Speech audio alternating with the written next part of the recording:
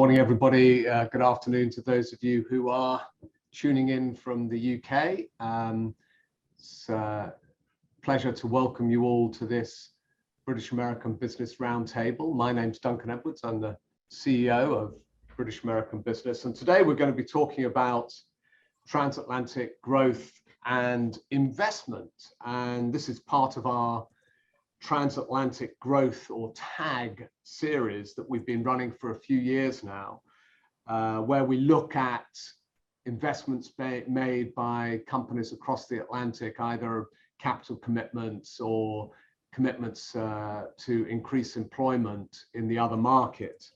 And we are today, and as always, looking at companies of all shapes and sizes. And this very important program is supported by our friends at Hsbc and by Virgin Atlantic and Delta Airlines. So I just fell off my chair nearly then. So what I'm going to be doing today is I'm going to be talking to representatives of US companies that have made recent financial or employment commitments into the UK. But before I do that, we're going to hear a word from our sponsors, and we're going to start with our great friends at Hsbc, who have been supporting this program since it started. And I'm delighted to introduce the head of international subsidiary banking for Hsbc, Cora McLaren. Very good to see you, Cora. Thank you very much, Duncan. So good morning, good afternoon. I'm joining you from a somewhat post-Jubilee party grey London. So I hope the sun is shining on you wherever you are and you are seated firmly, unlike Duncan seemed to be just then. I'm really pleased again to be part of this series and representing Hsbc, the US to UK Growth and Investment Roundtables and all of the other TAG events are really great events, so folk can share experiences, share best practice, and also have some really great conversations. Throughout the series, I've seen British American business do a fabulous job in providing a forum for businesses on both sides, in the US and the UK, to connect and continue building all important relationships. And as Duncan said, partnerships are absolutely vital. So it's really important that we recognise and celebrate companies such as those that are with us today, not only embracing opportunities in US and UK trade, but also so important right now, growing, investing and employing colleagues. In support of this growth, as I say, we're creating jobs, fostering innovation, and you're also contributing to much needed economic prosperity and some good news at the moment, given that there's quite a lot of gloominess in the world. You'll be aware already, the US was the UK's largest trading partner in 2021, and the two countries share over $1 trillion in foreign direct investment with each other. So even in the light of the uncertainty caused by current events, the fundamentals remain compelling when it comes to growth opportunities for companies expanding overseas. At Hsbc, I feel that we're well placed to support companies exploit and explore these opportunities. And it goes without saying that the UK-US trading relationship has endured for many years, and it will be more important than ever in the years to come. I know we're in for a fabulous time this morning or this afternoon. I've been fortunate to see some of the businesses who are going to share some of their experiences, and I think it's going to be another excellent session. So thank you again for your time this morning, this afternoon, and I really hope that you enjoy the session. And I will just wish all of you every success, both personally and professionally. Thank you, Duncan. Well, thank you, Cora, and thank you for such a excellent advertisement for the work that we do at British American Business. And your summary of the US-UK economic relationship was bang on. It's absolutely still the case that the most likely place that US companies will look to expand first is the UK market, and there's lots of reasons for that. Probably we'll pick up on some of those as we go through the various discussions today. I should say we've got a lot of companies to hear from, so we're going to try to go through these to give everybody a chance to speak. Usually we would invite a lot of audience participation. What I'm going to suggest, we'll see how time goes today, but what I'm going to suggest is if you do have a comment, put it in the chat. You'll find the chat function at the bottom. And I will keep an eye on the chat. And then, so if you've got something to say, if something you want me to raise an issue, put it in there. If we've got time at the end to go to live questions, we'll do that. But I know we've got a lot to get through. So we're going to hear first from another of our tag sponsors, but which is also a company that has been expanding its operational activities in the UK over the last year. So that, of course, is Delta Airlines, who in partnership with Virgin are a major provider of routes across the Atlantic.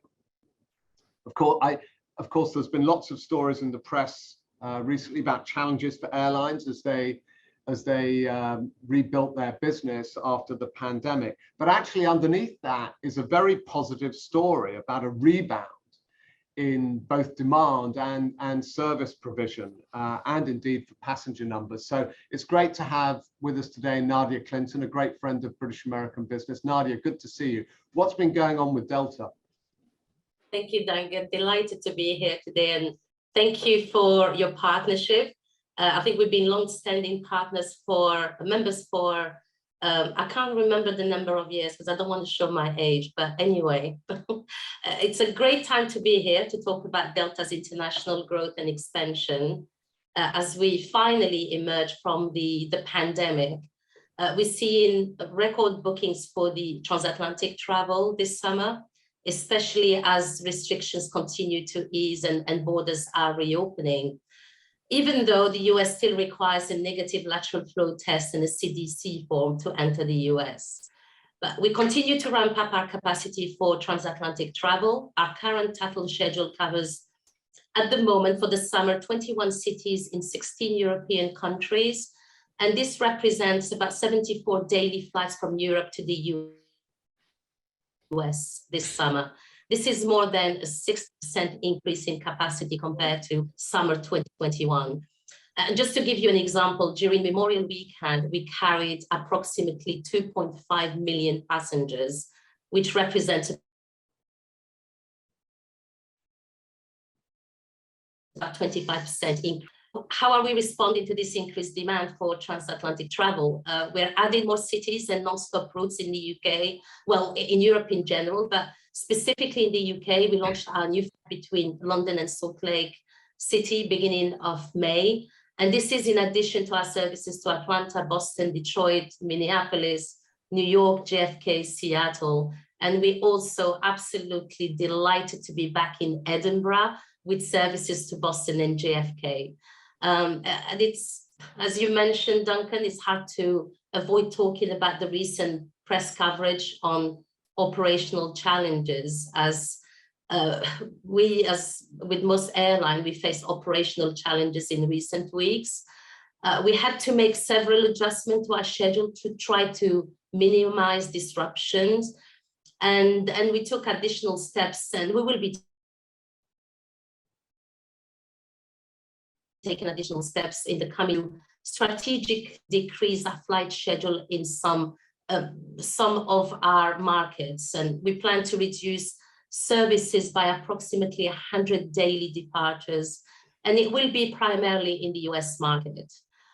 We hope this will help us build a more resilience in our system, but also improve our operational performance this summer and increase kind of the confidence of the customers in flying with Delta.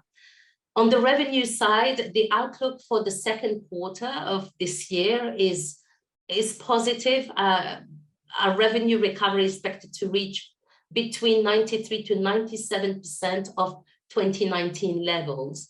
The plan is to restore to pre-pandemic profitability by 2024. We feel we are in a very good position despite the rise in fuel costs. But as always, we remain very diligent and very disciplined with our cost structure. On the infrastructure side, we accelerated some of our airports development projects during COVID. We invested more than 12 billion in airport hubs across the country over the past 10 years. And our latest projects include LaGuardia, Los Angeles, Salt Lake City, and Seattle. And I have to say, we were able to accelerate some of these projects during COVID while the airports were really quiet. Sustainability remains a huge focus for Delta. As part of our flight to net zero commitment, we have a goal to become a net zero emission company by 2050. And to help us achieve this goal, we set out milestones. And just to give you a few examples, we plan to replace 10% of our jet fuel with SAF by 2030. And we aim to electrify 50% of our ground support equipment by the end of 2023. We also partner with corporate customers to co-invest in aviation fuel. And these are just a few examples, but overall we've committed 1 billion in 2020 to support these long-term investments in sustainability, but while we continue to invest in our fleet renewal and also collaborate with energy producers in the industry to kind of define our next chapter in aviation. Very good. Well, thank you very much, Nadia. I'm sorry I missed the event you did last week at LaGuardia because I was in London. But congratulations on the rebound. It's hard to say, to say LaGuardia and a beautiful airport in the same. I know. Well, it's a transformation. I know it is. Absolutely. Well, wonderful, and thank you for all the support that you've given to us over many years. So we're going to jump in now to the discussions with the companies that we've identified from our Transatlantic Growth Tracker, and I'm going to ask each representative just to speak for a few minutes about their business and what's been significant in their investments in the UK. And so we're going to jump about a bit from industry to industry, but hopefully it'll give an interesting kind of story about how the UK is seen as an investment market by US corporates, large and small. So we're going to start with the logistics business and with FedEx. And it's been one of the interesting phenomena about the pandemic is actually, of course, trade in physical goods increased during the pandemic, and there was also this huge shift towards e-commerce, and logistics companies, of course, had to deal with a big shift from B2B to more B2C customers as well. So this was not an easy time for logistics companies, to put it mildly. But over the last year, FedEx has increased its commitment to the UK with a big investment around Newcastle Airport. And we have with us today Ed Clark. So Ed, what's been going on with FedEx? Can you give us a bit of an update? Hi, Duncan. Yes, and you're right. It's been a very exciting, probably the best word to use, last 2 years for us as we've kind of reacted to the changes that have happened both in the markets and in the working environments as well. And first of all, I'd just like to say how proud I am of the team members that work for me, that consistently work throughout the whole of this period. You can't deliver packages or sort packages in a warehouse from home. And my team turned out every day and made sure that we made things happen and connected the globe. So the business, is a huge business. We've got about 18 million shipments a day that move through the company. We've got over 600,000 employees globally, from 680 aircraft, 5,000 facilities and 200,000 vehicles. So the infrastructure that we have is absolutely colossal, and the whole of that was brought to bear during the last 2 years in the pandemic. And you're right, we have been investing in the UK. So in the UK, the US lanes, we've actually seen double-digit growth, which I think year over year is a fantastic position to be in. I'm really pleased to be able to say that my aircraft are all fully utilised as they're moving in and out of the country, and it's great to see that it's both ways. It's into the UK and out of the UK, where we're seeing that growth in that US volume that moves through.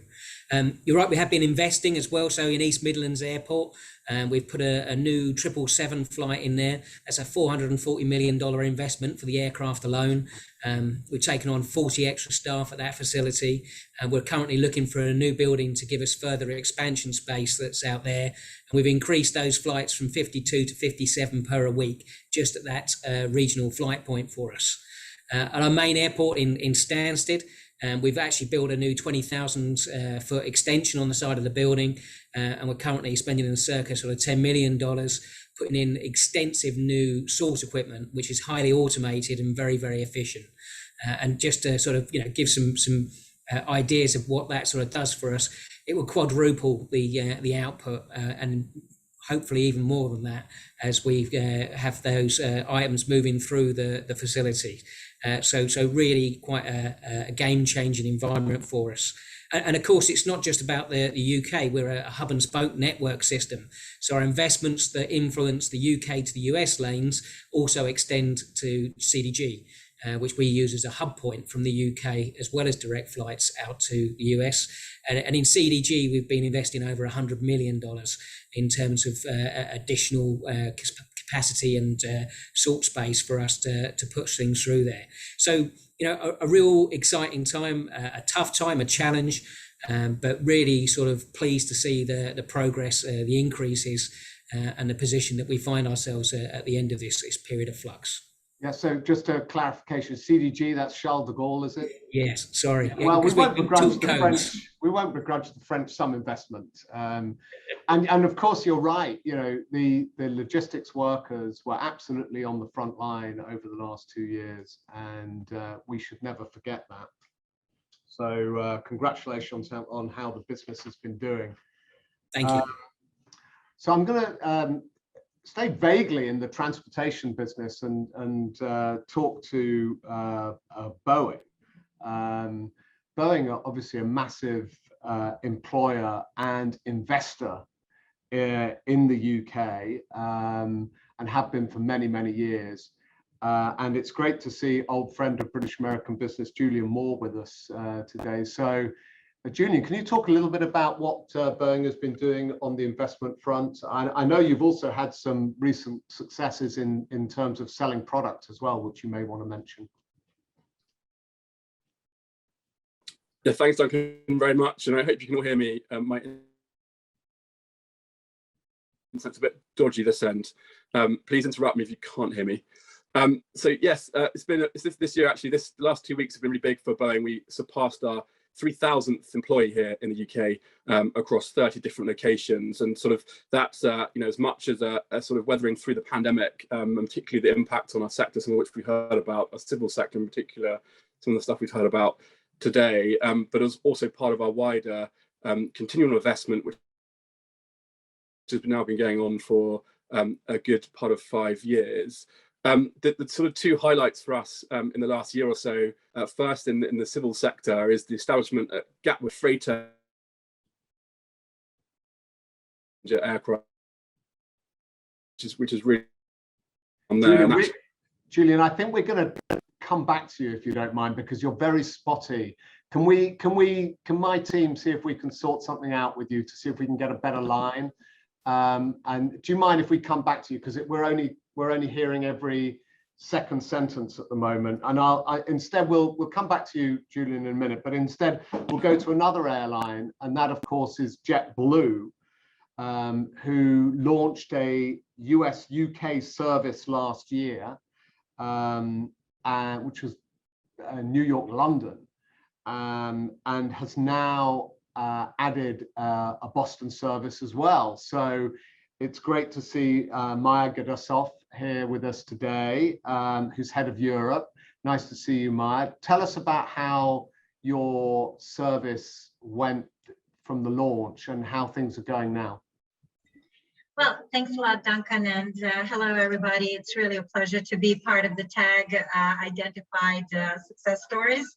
I'm very happy to be with you here to tell you a little bit about our stories. So, as many during the pandemic, we played offense, and we looked for opportunity out there to see where we can place our capacity and, transatlantic flights were always sort of on a radar. We announced, I think 4 to 5 years ago that we intend to fly across the Atlantic. But then when the pandemic hit, we sort of maintained that course, which was really great. It was sort of some kind of a light at the end of the tunnel for everyone in the organization. And I'm proud to say that it probably even brought us together around this exciting project called Transatlantic Flying. So we managed to, during the pandemic and the toughest period ever, while the corridor was still closed, launch our New York to London flights. And I would say I would put like a highlight on a couple of things there. First thing was that we actually signed up all our partners and, identified our airport strategies and our commercial strategy, all basically from working from home or being basically based far, far away from London, which was definitely a huge challenge.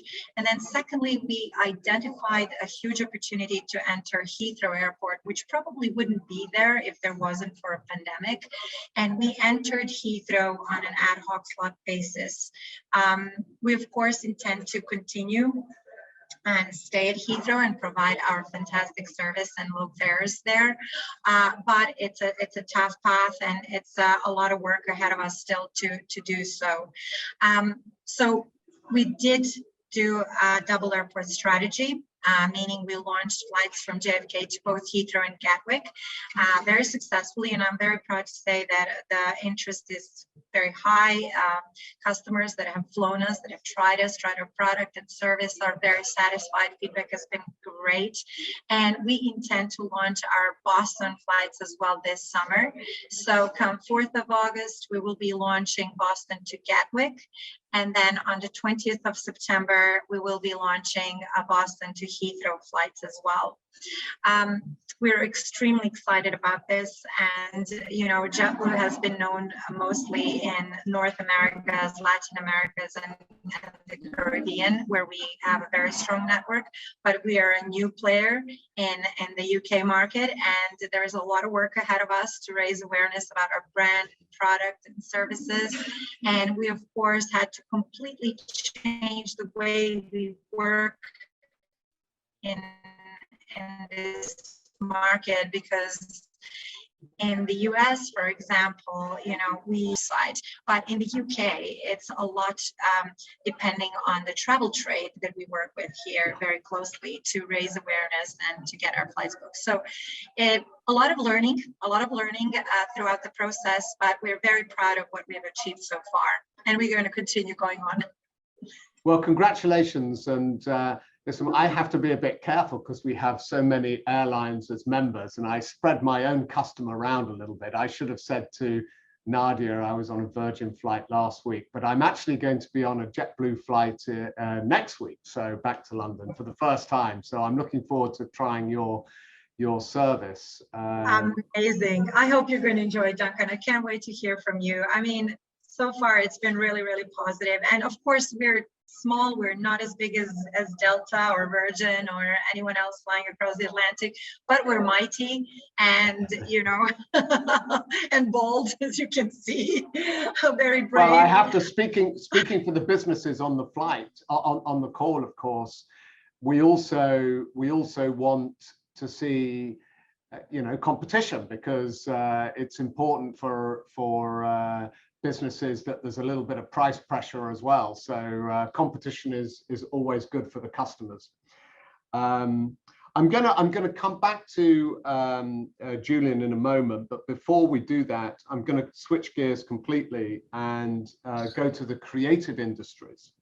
And I want to talk about a company, a UK company that has been acquired by a US company. This is the Experience Department, and we'll hear a bit about what they do. Fascinating business, which was acquired by a US business in the same sector, RWS.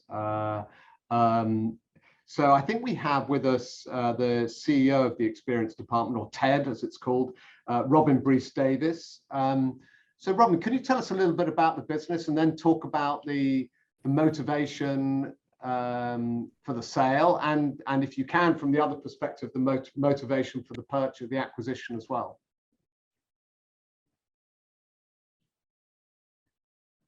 Yeah, absolutely. I'll do my best. Thanks for inviting us on today. It's hugely exciting, and I'm proud to be part of this for the first time for me. So yeah, my name is Ron Bruce Davis. I'm the CEO of TED, which is the experience department. And ultimately we sell and provide experiences around the world, but mainly in Europe, actually.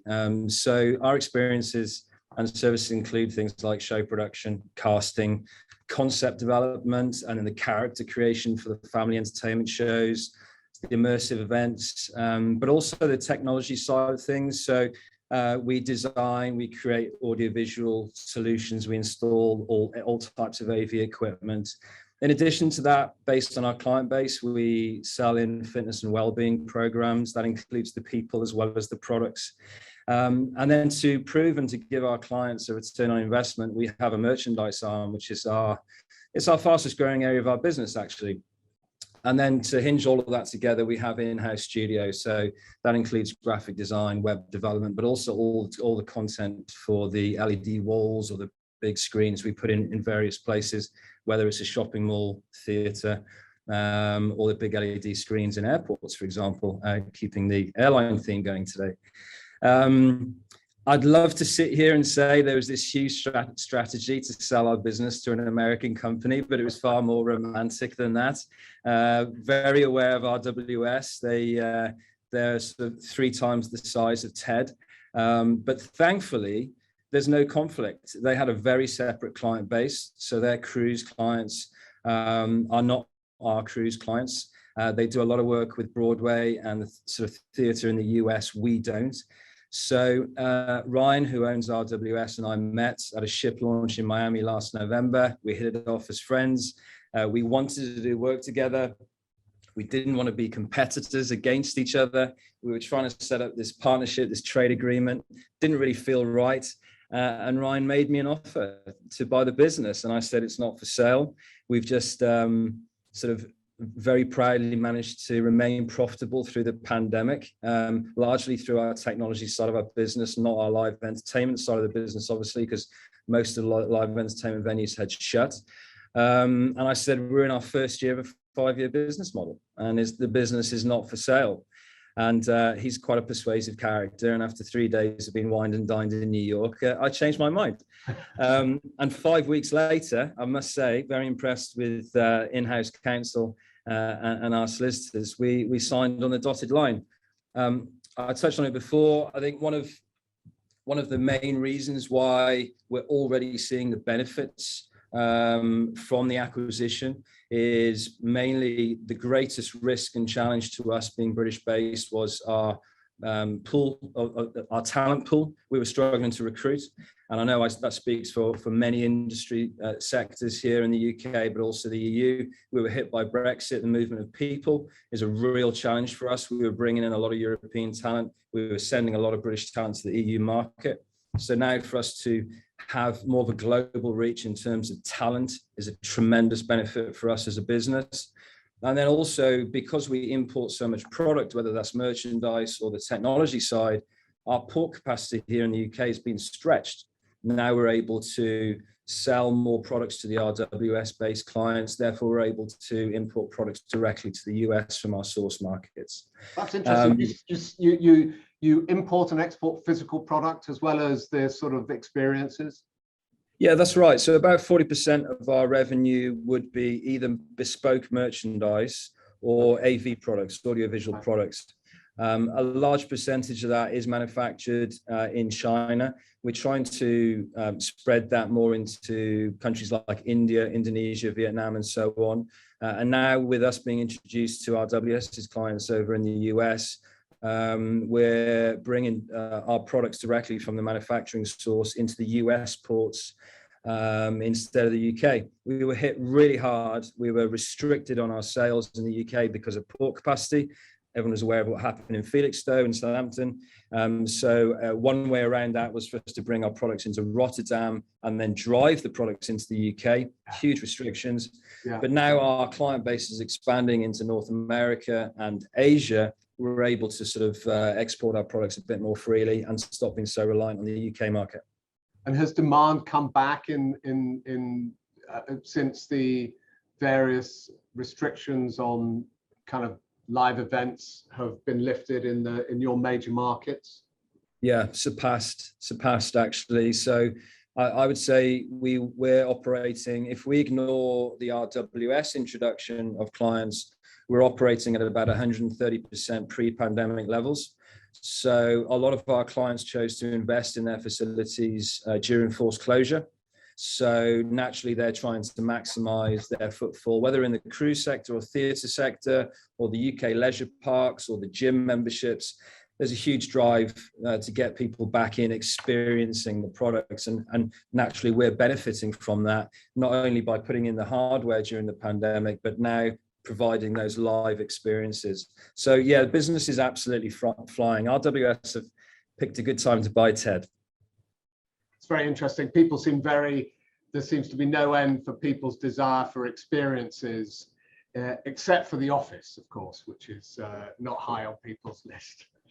Brilliant. Well, we may come back to you, Robin, but congratulations on the sale. It sounds like a really positive move, both for the acquired business and for the acquirer. So thank you, Duncan. Congratulations. And we're going to try and go back to Julian at Boeing. Julian, I know you're going to stay off camera, but that might help the connection for sound. So you were talking a little bit about the increase in your employee base in the UK, and also then the investments that you've been making. Duncan, thanks. And hopefully this works much better. And we can hear you. My VPN dropped out just as I started talking. So I can see you, so do make any funny faces if I go funny again.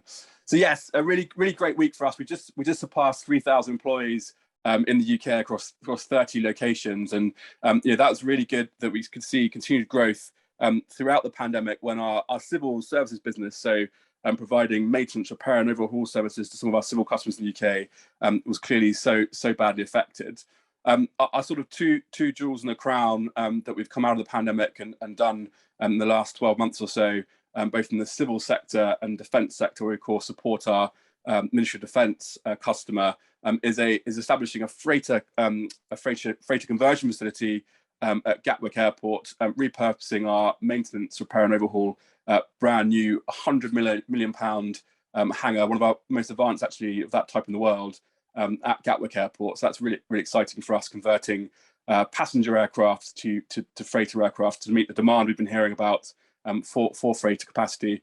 And then secondly, onshoring some defence manufacturing capability to Birmingham Airport.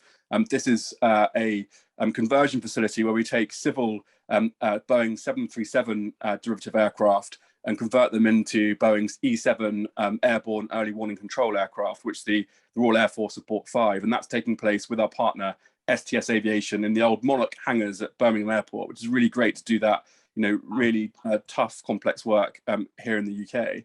And then this is all really part of a growth trajectory which is becoming a bit more exponential across the last 5 years or so, and a lot of it's been driven by, as you mentioned at the start, Duncan, defence orders from the UK government, and something we have with the UK government called our Prosperity Agreement. And this was sort of, it's not offset, because at the time that definitely wasn't allowed under EU procurement rules.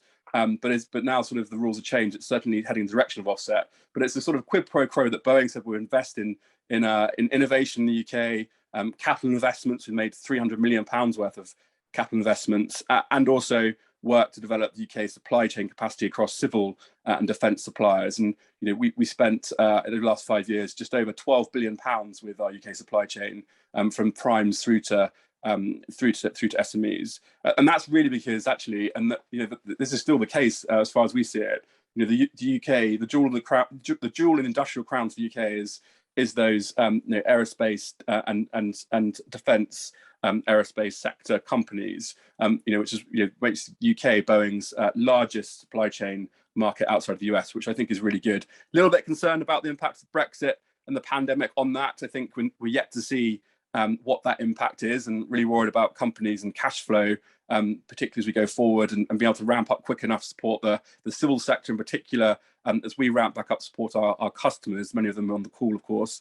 And so we're watching that very closely, but so far things are manageable. So I'll stop there. But yeah, I'm assuming that the risks on the consumer side, on the civil side, probably offset by what I mean, for maybe not terrific reasons, but that may be quite a strong market on the defence side in Europe. Given the commitments that so many European countries are making to increase their defence budgets. Yes, I think that's defence has absolutely offset the sort of woes of the civil market, and we feel the pain of our customers in particular around this, who are directly impacted. But I'm not sure we're yet feeling the impact from what's going on in Europe. I think that will come to the fore in sort of the medium to longer term. We perhaps have in Germany, where their defence policy sort of changed 180 degrees overnight, and they just ordered some Chinooks, which certainly was in the pipeline before the change in government. But I think we will start to feel that. You're quite right, and that will continue to keep the defence business booming here in the UK, but across Europe as well. Terrific. I mean, it's interesting, isn't it? It's a giant company like Boeing. Oh, crikey! Sorry, my phone's ringing. That never happens. The phone rings in the office. When was the last time that happened? But it's not for Boeing. The UK is not just a sales market. It's also a place where you make things. You have R&D as well, and I think that's true also for so many large US companies. Okay, so again, thanks, Julian. We may come back to you if we have time. Going to switch industries again. And we're going to talk to CryptoWire, a cybersecurity business in the mobile sector. Sorry about that. I don't know why my phone's ringing. So UK companies often look to the US for financing when they're looking to grow. And this is certainly the case with CryptoWire, who announced earlier this year an investment from US providers of capital for growth. And we've got with us today Malcolm John, who's a strategic advisor from CryptoWire. Malcolm, will you perhaps tell us a little bit about what CryptoWire does, and then talk a little bit about the investment that you've received? Yeah, certainly. So CryptoWire are a group of mobile security experts. We were based out of, we're jump-started by DARPA, the Defense Advanced Research Projects Agency, Department of Homeland Security, and NIST, the Standards and Technology over in the US. And basically got a bunch of PhDs and masters over there, and so it's a bit of a brain trust. And what we do is we are the world leaders in the automated mobile application security testing. So we can test all the mobile apps on people's phones and everything else like that to look how secure and how private they are. That was our initial. That was our initial product, and it's still our core product at the moment. But we're now moving but we're now moving not just to do the app level, but we're now moving to do the device level. And we are going to be looking to help companies enable bring your own device for their employees and enable them to get access to their corporate resources, shall we say. And that's sort of hot off the press. We're launching in July the new service, shall we say.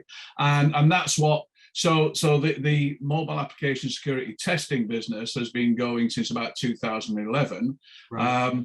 And it's gradually been growing, and we're very proud to say that we've got Hsbc as a core client over here in the UK. I'm based in London, and as I say, over in the US, we've got California, Texas, Boston, but Washington is the main core of engineers, and then we've got Singapore and a presence in Australia, and we've recently just taken on a European salesperson as well.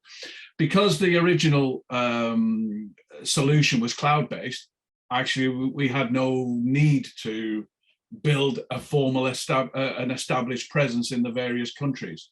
However, going forward, we are now in a position to start looking at that. And that investment was for our new product, Matador, which is going to be looking at the device level. We're going to be telling people the security and privacy profile of their phones, and we're going to be liaison with the enterprise to say, this phone should not have access to your resources unless the following is sorted, and things like that. So we've been told it's very disruptive and it's going to be a game changer. So yeah, who knows? Let's see. But in the UK, we've been growing. We've had the NHS, we've got Orca, a major healthcare provider, digital health assessment areas.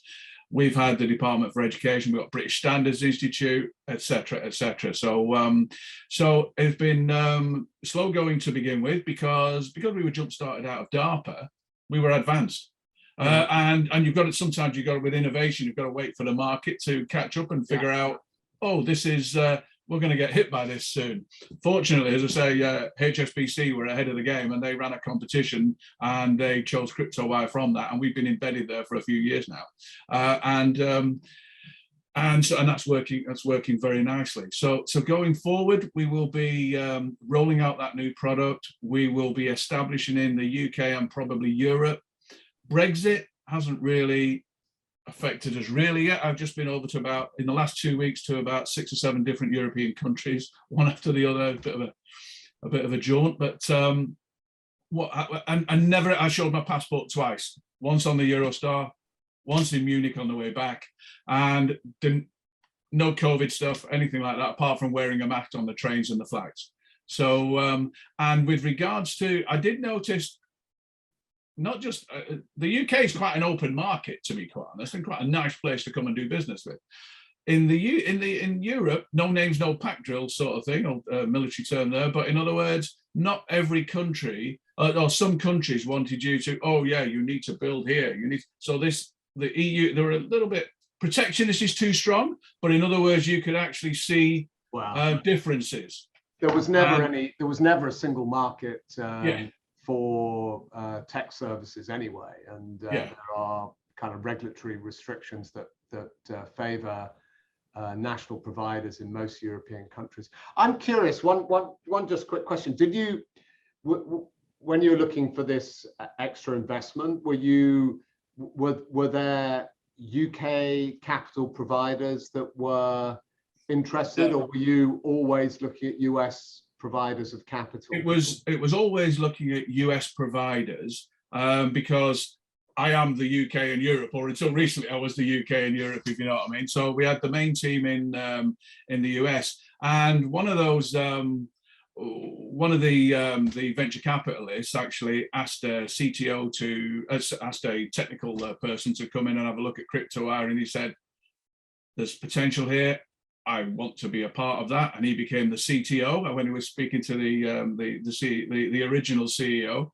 And then they asked him, but he said, "I don't know much about business. I'm purely technical." So then they asked a business person to come in and have a look, and he said, "I like this. I want to be CEO."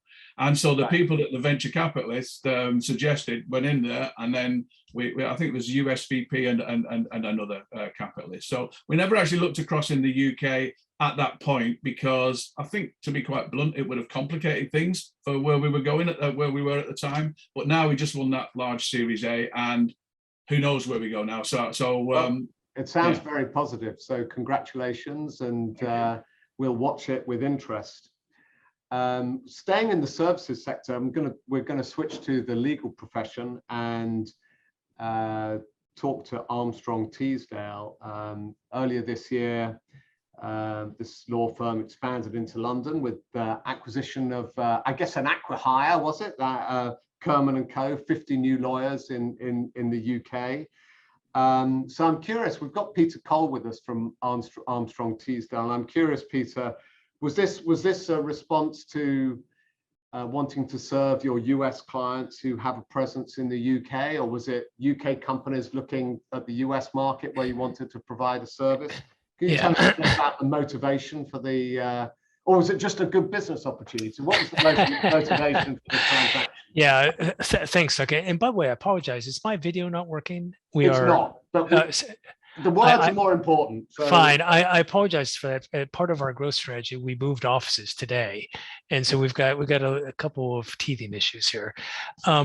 We can hear you. Okay, great. The motivation for the growth from both sides, UK and the US, was to expand the client base and reach of an independent English firm, Kerman & Co., and for Armstrong Teasdale to reach out into Europe. Armstrong Teasdale is a general practice firm, about 400 lawyers. We're about 400 lawyers, but very, very strong in intellectual property, especially in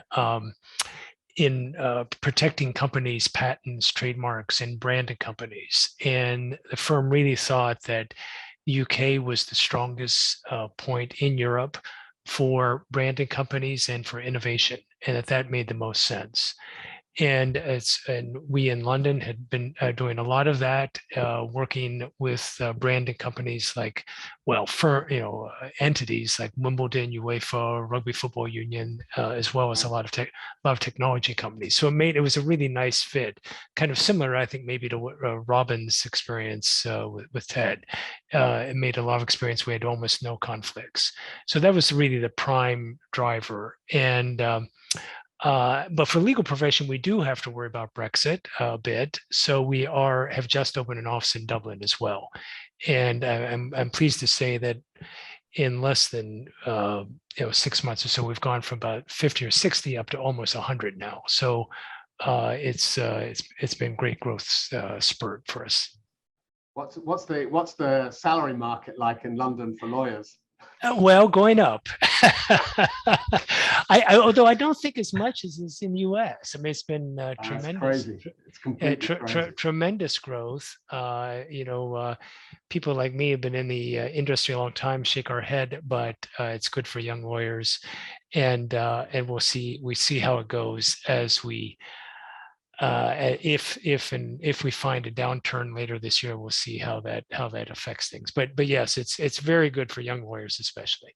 Well, it's great to hear from you. And interesting Great. enough, IP is an important part of the kind of policy issues that we focus on, IP protection. We've got a lot of our members are engaged with British American business because of the work we do with US government and UK government to ensure the highest possible levels of IP protection. And in fairness, both countries have good record on this. So that may be something you want to lean into with us. Great. Very good. So very interesting company we're going to turn to now, the routing company, or it may be the routing company, which is a Boston-based startup, which as far as I can understand it, provides public transport customers with the same abilities as kind of ride-hailing apps. So if I've got that completely wrong, we will hear now, but I hope we've got Matthew Kendrick with us, who runs business development in Europe. Matthew, are you there?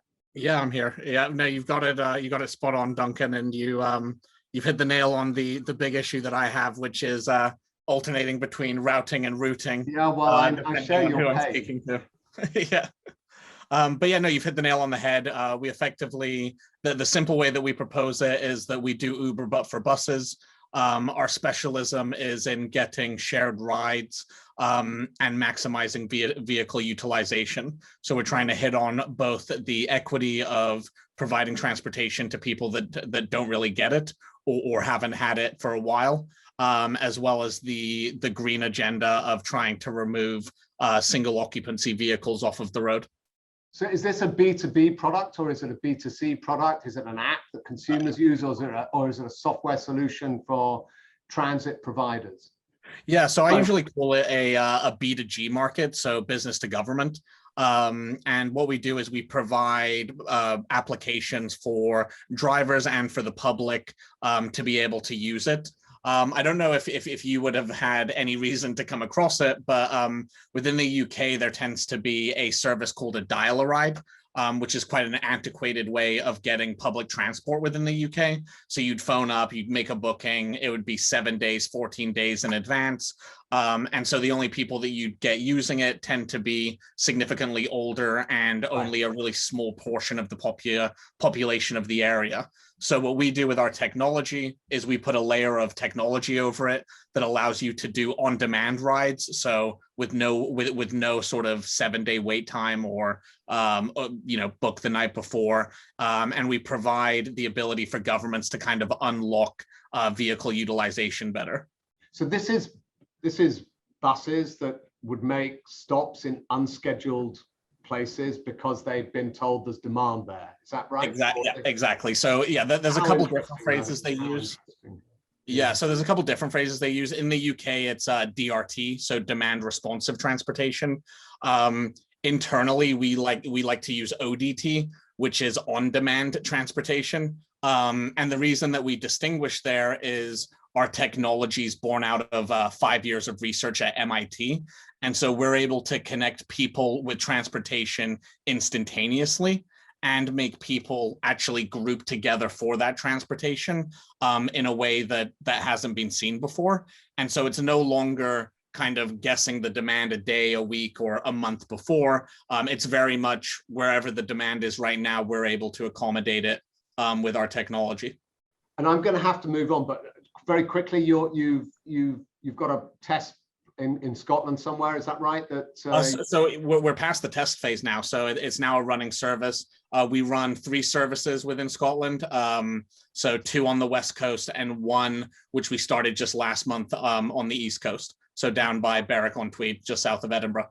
So fascinating, and I wish I could spend more time with you, but if anybody's interested, we'll make the connection. I do have to move on, though, to another long-standing British American business member, and that is the Cleveland Clinic, who had been engaged in building their new hospital in the UK over the last few years, which opened in March this year. And Chief Commercial Officer Will Rauber is here. Good to see you, Will. How's it all been going? Yeah, it's been great, thank you, Duncan. And yeah, we're thrilled to be open. So we started our journey a long time ago, as you know, 5 years ago, and we opened our first outpatient facility in September last year. So we have a presence in the Harley Street medical area. So that's outpatient services, diagnostics, and then our main hospital, which I'm standing opposite now, 184-bed hospital just behind Buckingham Palace in the Belgravia area, really focused on complex care. So we've been open now for 2 months. We've gone through our clinical ramp up and we're seeing patients and we're close to fully operational, which is great. It's been a long time coming, a lot of challenges along the way. I think it was going to be a challenging project. Largest private hospital that's been opened in London for the last 30 years. So always going to be challenging, but with the added dimension of Brexit, COVID in there, we're thrilled to be up and running. And then future growth, we're opening another outpatient facility in the city next year. So similar to the one in the Harley Street medical area, and that'll be our European presence for Cleveland Clinic across a globally integrated healthcare system. And how do you the famously political and complex UK healthcare system? How do you fit into that landscape? And how has that been seamless? I mean, how's it gone? Yeah, I mean, I think if you go back to the history of the organisation, we're 100 years old. We're not for profit. So all of our surplus is reinvested into research, education, and innovation. So we're very aligned with the public healthcare system in terms of that ethos. In terms of our consultant base, so our physicians, they will continue their practice in the NHS. So they work for us for their private practice, but they will continue that work in the NHS. So we're not really taking away that medical body from the system. They're just transferring their private practice from one provider to another. And I think also I'd add, we have that history of research, we have that history of education. So we come here to learn, be part of the life sciences community here, be part of the healthcare community. And that aligns us with a lot of the big teaching hospitals across London and outside London. And then also we educate. So we've got partnerships with the universities to grow nursing base, develop that workforce as well. So I think in terms of the character of the organization, we fit well within the system. And we want to be, a contributing factor to that. That's part of our DNA. We've been here for 100 years. We'll be here for another 100 years. And we very much came with that mission to develop our research, develop our education, and be a part of the broader healthcare system, not just a standalone entity. Well, congratulations, and it's a huge project. So great that the hospital's now open. Great, thank you. One final airline, and that's United, another airline I've used very recently. Again, looking at the UK-US route, not just the New York route, but other routes, incredibly important for airlines. Caroline de Hertog is with us today. So Caroline, great to see you. Tell us about the United experience over the last year or so.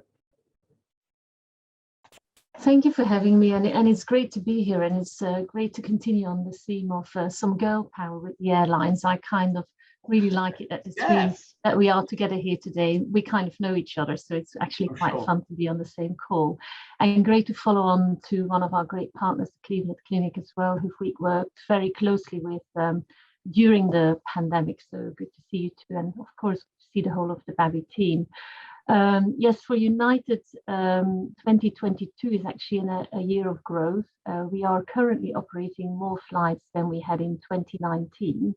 And the main reason behind that is that London continues to be such a strong business destination for any US travelers. So when we looked at data in October last year, it really was like the #1 international destination for United business travelers.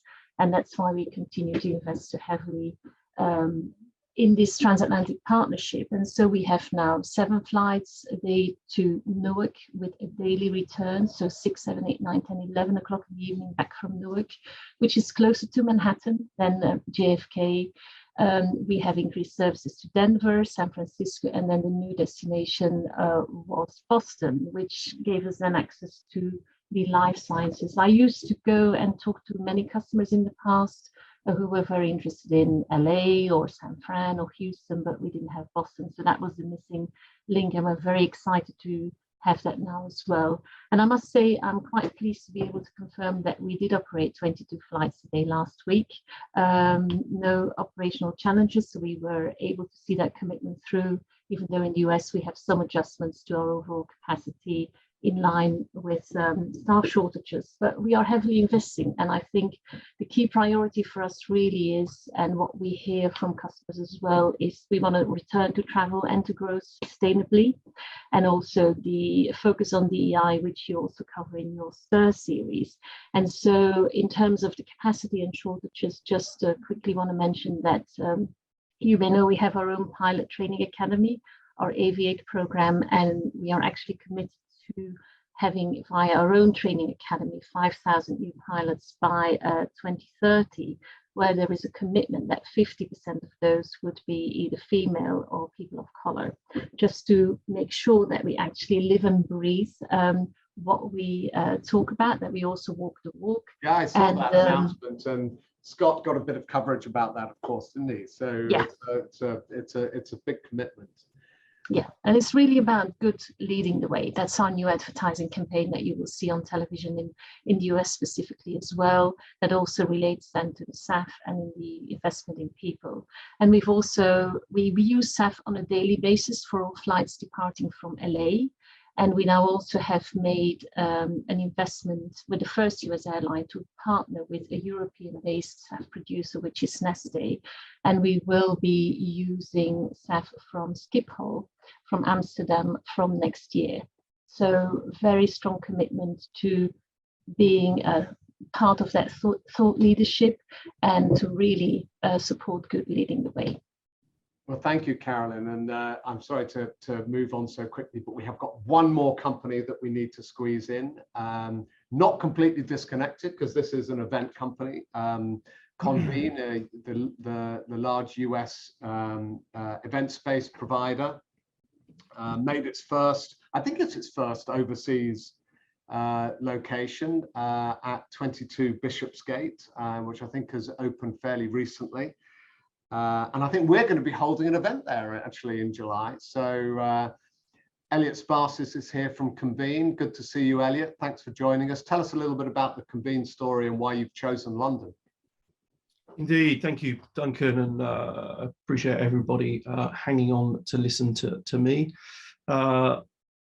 London for our business has been a long-term aspiration. We're a New York business. We're 12 years old. We're now in 6 different US cities. We have 35 locations across those 6 different cities. And 4 weeks ago, we signed a new recap of our business with Hudson's Bay Company and Ares Capital that essentially contributes growth capital into our business. But alongside the growth capital, it contributes another 21 new locations across North America and Canada into our portfolio over the next 2 years, which is super exciting for us and super exciting to have the investment from a business like Hudson's Bay Company. But essentially, I mean, COVID's been tough for us as it has everybody. We're essentially a hospitality infused, large meetings and events and workplace business. Our business dropped off a cliff in April 2020 when COVID arrived, and pleased to report has come back fairly aggressively this year, which is exciting for us. But London has always been on our radar, principally driven by our clients in the US consistently asking us, when are we due to open next in London? We transact with about 6,000 corporate clients on an annual basis, and about 20% of those clients all have HQs in London. So London was always going to be our first European expansion outside of the US, delayed by 2 years, unfortunately, because of COVID, but we opened earlier this year. We're in one of the most exciting buildings in the City of London, which is 22 Bishopsgate. We've partnered with one of the most exciting global real estate businesses, which is AXA. And we've delivered, 2 floors, 50,000 square feet of really exciting hospitality infused, technology-led large meetings and event space. And Duncan, you guys have got an event later this year. In July, I think. In July, exactly, which we're super excited to host. But COVID was tough for us, and we didn't really fully understand what the restriction on global travel would look like, sort of sticking on the airline theme. But we've actually been absolutely amazed and blown away by the shift in demand that's now coming locally. And really what I mean by that is there's a real pressure on businesses now to retain a company culture, a company personality, and a company ethos because their workforce is fragmented. And we've actually seen a new tranche of demand come through to us from clients that historically would only have 1 or 2 town halls with us per year. We're actually now booking between 6 and 12 town halls per year. In-person town halls. Completely in-person town halls. Interesting. Yeah, because they're now using us as that opportunity to bring their workforce together now on a way more regular cadence. And they don't have the space in their own footprint. So some do have the space, but actually they want to go somewhere that is exciting, is creative, is going to leave them feeling empowered, is going to serve them great F&B. So we've been amazed by that new tranche of demand, and that's really surpassed and filled the void on the global travel that we are seeing starting to come back, but just and it will come back, as I've said to so many people. I mean, anybody in the corporate world who's able to approve their own travel has been traveling a lot recently anyway. It's and it's going to filter down. Once someone says, well, there's this event, and our competitors are going to be there. Physically in person, are you going to say, well, we're not going to go? I mean, I just can't see it myself. As an ex-sales guy, you want to be there, don't you? So so very good. Well, listen, we're usually pretty good at running to time, but we had a lot of such interesting stories today. So thanks for bearing with us. Thanks to all of the companies that have talked to us today. We've got a few questions. We'll save the questions that have come, and we'll follow up and make connections for those people who wanted more information. And again, huge thanks to our terrific supporters at Delta Virgin and at HSBC. Thank you for your support. Hope you found today's discussion interesting. And there'll be a chance of meeting everybody in person at the Convene space, I think. Is that the event we're doing? Yes, I'm getting nodded Yeah, up. absolutely. At the Convene space in July. So come along then, and we'll see you in person. And there'll be another BAB event along soon, so tune in for that too. Good to see everyone.